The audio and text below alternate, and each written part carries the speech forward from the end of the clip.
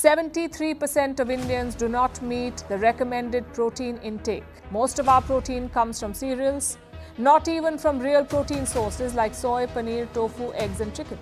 Everyone is talking about protein nowadays. Is it just a new trend or is there more to it than what you know so far? How much protein do you actually need? Why do you actually need it? Does our everyday diet gives enough protein? What are the best and most practical sources of protein? And the big question, are protein powders really safe to consume?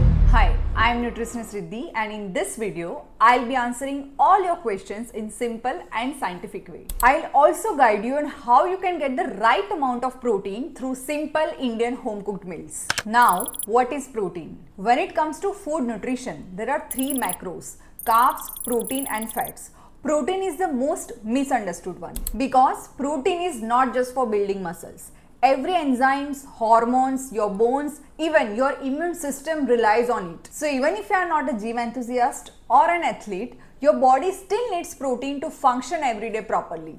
According to studies, most Indian diets fall short of daily protein need by 30 to 40%. This is also the reason why the average height of Indian population is declining compared to other countries. Protein is made up of amino acids.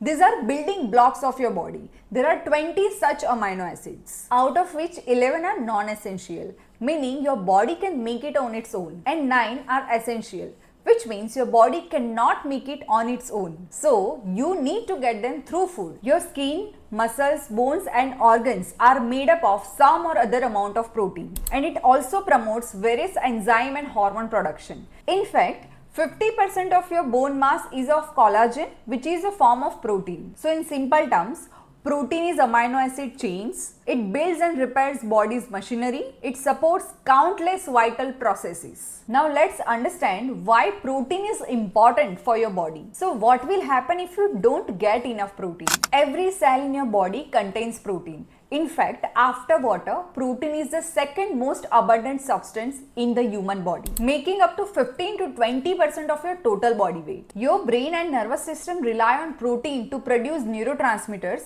which regulates your mood, focus and mental health. When your diet lacks adequate amount of protein, you may experience fatigue, poor concentration or low mood. Protein also plays a key role in muscle repair and growth. Every time you move around or even exercise, your muscle fibers experience tiny wear and tear. Protein supplies the amino acid required to rebuild and strengthen those tissues. Without enough protein, you may experience slower recovery, reduced strength and loss of stamina. Your bones and connective tissues also depend on protein like elastin and collagen, which form the structural framework of your bones, tendons, skin and ligaments. According to studies, adequate protein intake can help to improve bone mineral density and reduce fracture risk, especially in women and older adults. Even digestive enzymes, insulin, thyroid hormones and hemoglobin are all made up of protein. When your protein intake is low, vital processes in your body slow down, often showing up as hormonal imbalances,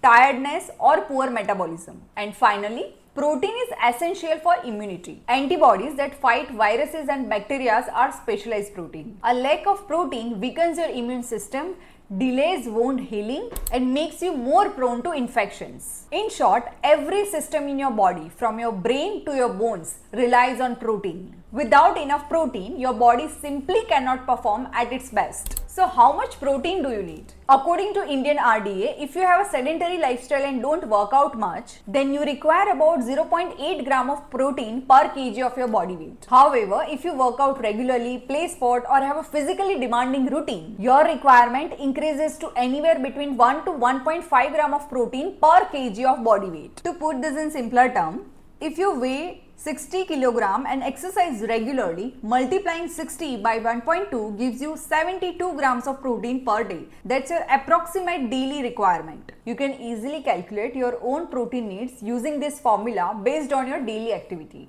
I am attaching a quick reference image here. You can take a screenshot and keep it handy for your future use. Now that you know how much protein your body needs, it's time to ask, is your diet really giving you enough protein? Having just milk, dal chawal, chash or ball of curd will not help you to fulfill your daily protein requirement, which is say 72 grams. Most of our regular meals are rich in carbs and fats but relatively very low in high quality protein. Here's a look at some vegetarian and non-vegetarian foods that are rich in protein. You can see how much protein you actually get from 100 grams of each. This will help you understand how to plan your meals better and reach your daily protein goals. Many people also experience gut issues and bloating when consuming protein.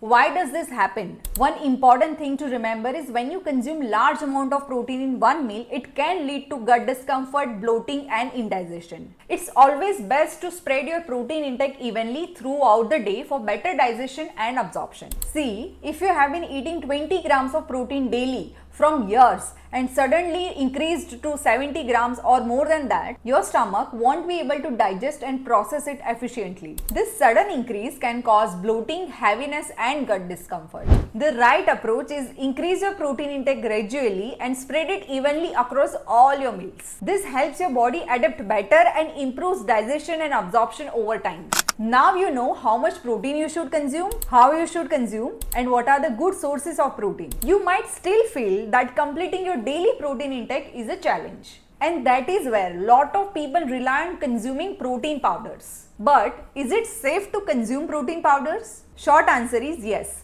provided you are consuming protein powder from a good brand. If you want me to discuss more about different types of protein powder like whey protein, plant protein and yeast protein, then do let me know in the comments and I'll cover about it in detail in separate video. Lastly, if this video helped you, don't forget to leave a like and share it with someone who might find it useful.